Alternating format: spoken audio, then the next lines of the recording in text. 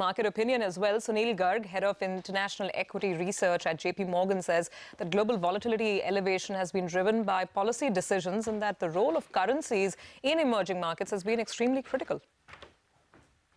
The volatility has definitely been elevated, and you could argue from exceptionally low levels. And it's been driven in parts by policy intervention. I think we've seen that in China driving some of the policy driven volatility, both in summer last year and January this year.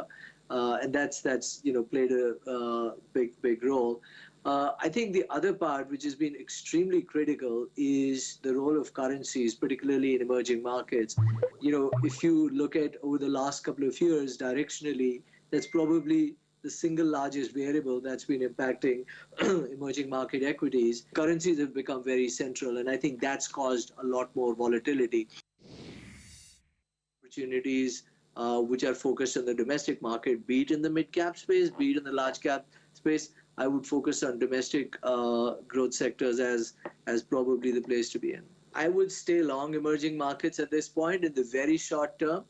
There are other emerging markets which have probably a bigger outperformance, largely because of the commodity strength and the currency movements that you're seeing. So you're clearly seeing Brazil and Russia outperforming. So at least in the short term, you probably have some more tailwinds.